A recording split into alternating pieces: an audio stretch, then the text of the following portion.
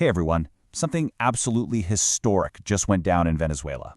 The Chavista regime just made an announcement that honestly has left pretty much everyone stunned. So let's get right into it, because we've got to unpack what this might signal and, more importantly, why on earth it's happening right now.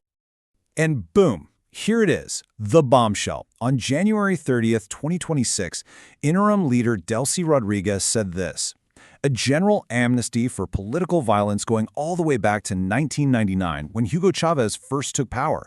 I mean, this is just a massive, massive statement from a regime that has spent decades systematically crushing its opposition. Okay, so let's break this down into the two huge pieces. First, that amnesty we just heard about, right? This could potentially free hundreds, maybe thousands of political prisoners. And second, they're permanently shutting down El Helicoide, which is, without a doubt, the state's most infamous prison and torture center. So the big question, the one we're really trying to answer today, is this: why would a regime that's built on total control suddenly give up its biggest, scariest tools of fear? To really get why this is such a huge deal, we have to start with the symbolism. And that means we have to talk about El Helicoide, because trust me, it is so much more than just a building. Now check out the contrast on this slide, because it's pretty wild. El Helicoide was never supposed to be a prison. It was actually born from this incredible dream of Venezuelan modernity, a futuristic drive-through shopping mall. It was meant to be a symbol of progress. But the project went bust, and the state took this architectural marvel and twisted it into its exact opposite: the headquarters for state repression, a place many came to know as the Cathedral of Fear. And that's the thing you've got to understand. Closing El Helicoide isn't just about boarding up a building, it's about tearing down a symbol. This one place was where the regime concentrated its entire toolkit of terror: interrogation, isolation, psychological torture, you name it. It was the very public face of the regime's cruelty. But that just leads to the next logical question, right? If this building was just the showcase, the retail store for fear, then where was the factory? What was the engine that was mass-producing this fear for more than 20 years? Well, the answer lies in the regime's carefully built machine of repression. So how did they build this thing? To really understand this factory of fear, we have to look at how it was constructed.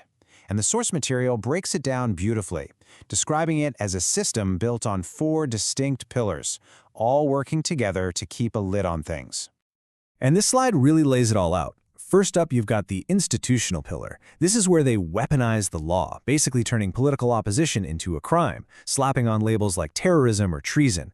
Then there's the intelligence pillar, creating this constant climate of fear with spies and surveillance everywhere. Third, the paramilitary pillar. This is where they outsource the dirty work to loyal gangs called colectivos. And finally, you have the operational pillar, just the raw, brute force of the police and military sent in to crush any protests. This quote right here, it just nails the entire strategy. See, the goal was never to lock up everybody. Now, it was way smarter and way more sinister than that. It was strategic terror. By making a horrifyingly public example of a few people in places just like El Helicoide, the regime could scare millions into staying quiet. And that's exactly why this amnesty is such a big deal. It hits this machine right where it hurts. Okay, so a regime doesn't just decide to tear down its own system of control overnight, right? Something had to trigger this, and according to the source, the real reason for this sudden shift can be boiled down to something it calls the Trump effect. Now look at this timeline. This is where the story gets, well, pretty wild. The source makes a really explosive claim that on January 3rd, a U.S. military operation actually led to the capture of Nicolás Maduro. Now let's be super clear, this is a huge and unverified allegation from the source. But look what happens just a few weeks later. His replacement gets on TV and announces these game-changing concessions. The timeline here suggests a very direct cause and effect. So the source is basically saying, let's not get it twisted. This isn't some sudden burst of goodwill. It's not a change of heart. It's a survival tactic, plain and simple. The argument is that these moves are a direct response to some serious pressure coming from Washington after Maduro was allegedly taken off the board. All of which brings us to the biggest question of all. Are we actually seeing a real move towards democracy here? Or is this just a clever play by a regime that's been backed into a corner?